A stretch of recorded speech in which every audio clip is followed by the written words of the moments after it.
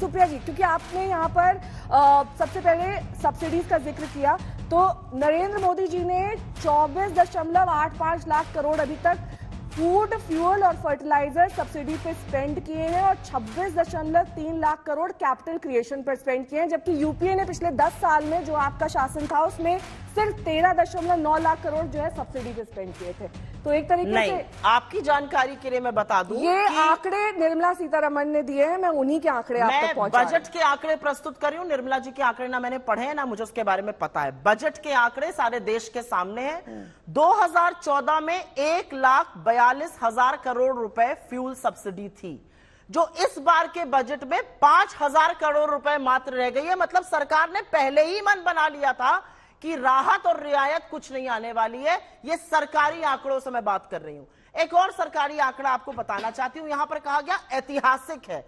अब देश में अगर महंगाई से लोगों की कमर तोड़ने में थोड़ी राहत दी जाएगी, ये ऐतिहासिक नहीं है। ऐतिहासिक ये है कि डीरेगुलेटेड प्राइस का जब कच्चे, एक मिनट, जी हां बिल्कुल, जब कच्चे तेल का दाम $20 प्रति बैरल हुआ था पिछले साल, क्या प्राइसेस देश में कम किए गए थे? 27 लाख करोड़ रुपए सिर्फ केंद्र सरकार ने कमाया पिछले 8 सालों में। सारे राज्यों ने मिलकर 16 लाख करोड़ रुपए कमाए। जफर इस्लाम, ये आंकड़ा सरकार का है। मैं 2-3 बातें कहना चाहता हूं। ये सरकारी आंकड़ा है, इस पर जवाब देखिए मैं सरकारी आंकड़े बता रहा हूं, जरा उनको मैं 2-3 आंकड़े बताता हूं। पहले तो आप जरा वेलफेयर स्कीम में जितने हमने सरकार परसेंटेज जीडीपी देखे तो आपको समझ में आएगा कि इस सरकार ने जो सारे रिकॉर्ड्स इतिहास के तोड़ दिए हैं कि एक इंडिपेंडेंट इंडिया में percentage to GDP welfare scheme में FY21 में 4.78% जो है परसेंटेज जीडीपी खर्च करते हैं, लार्ज जीडीपी का।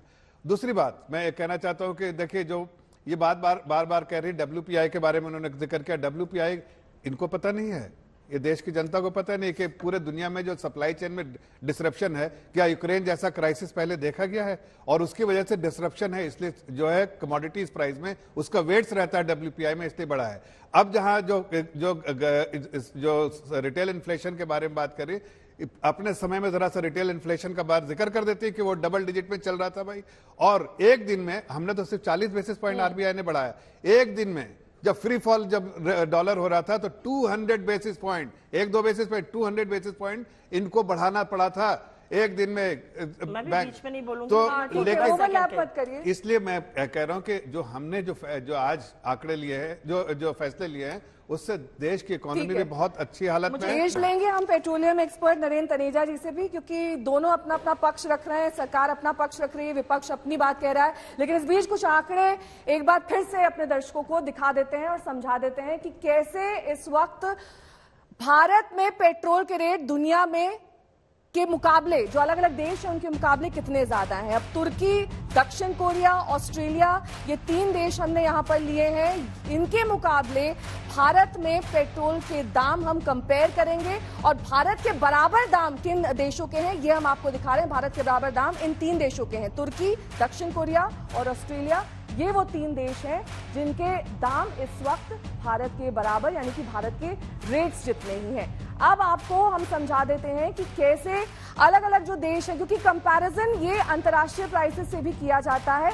भारत में ये वो देश हैं जहां पर भारत से महंगा है पेट्रोल, वो जर्मनी है, Norway, Finland, Italy, France, Netherlands, पुर्तगाल और हांगकांग, यानी कि लगभग कुल मिलाकर 8 ऐसे देश हैं जहां पर भारत से ज्यादा रेट्स हैं इन देशों के, और जाहिर तौर पर लगातार कंपैरिजन किया ही जाता है। तो अब सस्ता कहां पर है पेट्रोल ये आपको दिखा देते हैं। कौन से वो देश हैं? यूक्रेन, जहां पर इस वक्त युद्ध चल रहा है, पाकिस्तान, वहां पर भी भारत से सस्ता पेट्रोल है, जबकि इकोनॉमी उनकी एकदम खस्ता हाल है। Nepal, Bangladesh, Vietnam, Sri Lanka, Kenya, Venezuela, ये वो तमाम देश हैं जहां पर भारत से सस्ता पेट्रोल है।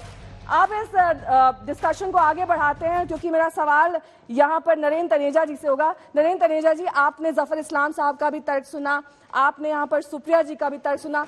जफर इस्लाम साहब के तर्क में कितना दम है? वो ये कह रहे हैं कि जो हमने कदम उठाए हैं वो इकोनॉमी यानी कि अर्थव्यवस्था के लिए फायदेमंद है और उनकी बेहतरी के लिए। देखिए, मैंने दोनों को सुना। जो टैक्सेस का और कीमतों का जो ढांचा है जिस पे हमारा पेट्रोलियम सेक्टर चलता है, वो ढांचा 70 के दशक में बनाया गया। 70 के और वो ढांचे में कोई परिवर्तन भारी नहीं हुआ। जुलाई 2010 के अंदर जो है डीजल को जो है वो पेट्रोल को बाजार के हवाले कर दिया। डॉक्टर मनमोहन सिंह के कैबिनेट का फैसला 10 जुलाई 2010 को, उसी कैबिनेट के अंदर ये फैसला हुआ कि पेट्रोल को भी बाजार के हवाले कर दिया गया, लेकिन इंप्लीमेंटेशन उसका जो है वो बाद में हुआ। तो कुल मिलाकर के ये इसीलिए जो सब्सिडी वगैरह जो है ये धीरे धीरे करके कम होती चली गई। अब बात देखिए, हमारे यहाँ 86% हमारे जो देश की जरूरत है वो हम आयात करते हैं तेल के लिए। हमारी अर्थव्यवस्था तेल की अर्थव्यवस्था है। 56 से 57% हम गैस आयात करते हैं। जो एलपीजी, जो ये लाल सिलेंडर, ये एलपीजी भी वो प्राकृतिक गैस नहीं होती। एलपीजी पेट्रोलियम है जिसको लिक्विफाइड किया जाता है, वो भी हम भारी मात्रा में आयात करते हैं। तो कहने का मतलब ये हुआ कि उसका वहां कीमत विदेशों में कितनी है, समुद्री जहाज जिससे लाना है उसका भाड़ा क्या होगा, बीमे का भाड़ा क्या होगा, उस पर चाहे किसी की सरकार आ जाए, कांग्रेस की आ जाए, बीजेपी की आ जाए, कल किसी और की आ जाए, कोई नियंत्रण उस पर नहीं होता। ये जो ढांचा है जिसमें कीमत तय होती है, ये ढांचा जिसमें टैक्सेस तय होते हैं, ये ढांचा आज एक्साइज ड्यूटी 50 कम साल करना पुराना। काफी है, नाकाफी है, या महज आई वॉश है? नहीं, देखिए एक्साइज जो है हमेशा एक्साइज को यूज किया गया है कीमतों को रेगुलेट करने के लिए। जब भी पेट्रोल अंतर्राष्ट्रीय बाजार में कच्चे तेल की कीमत बहुत ज्यादा कम होती है तो एक्साइज बढ़ा दी जाती है, और जब भी बहुत ज्यादा जो है उसकी कीमत हो जाती है तो एक्साइज को घटा दिया जाता है। एक मैकेनिज्म है, एक्साइज एक मैकेनिज्म है। उसको सवाल करना, उस पर राजनीति जो नहीं समझे बड़ा आसान चीज है, लेकिन मेरा उस पर राजनीति करिए वो एक अलग चीज है, लेकिन उससे सच्चाई नहीं बदलेगी। हकीकत ये जो ढांचा आज है ये इंदिरा गांधी जी के जमाने में बनाया गया।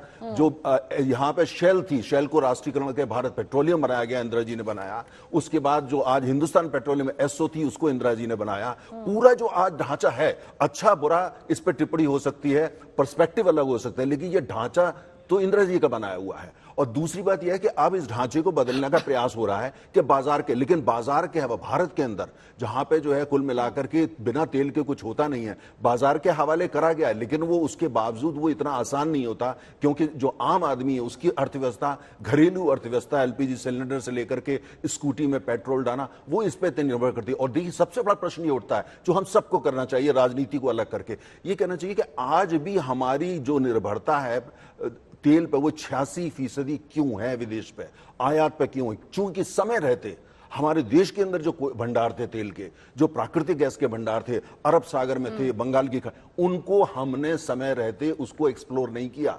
अगर किया होता, निर्भरता फिर भी आयात पे रहती है, लेकिन इतनी नहीं थी। आज पृथ्वी पे भारत जो बड़ी इकोनॉमी, लार्ज इकोनॉमी बोलते हैं, कोई देश ऐसा नहीं है जिसकी निर्भरता इतनी ज्यादा। अब प्रश्न ये उठता है, ईमानदारी से प्रश्न अगर किया जाए, किसकी लापरवाही थी कि हमारी निर्भरता आयात पे कितनी ज्यादा है? और ये जो ढांचा जिस पे आज सवाल कर रहे जा रहे हैं, ये ढांचा किसने बनाया?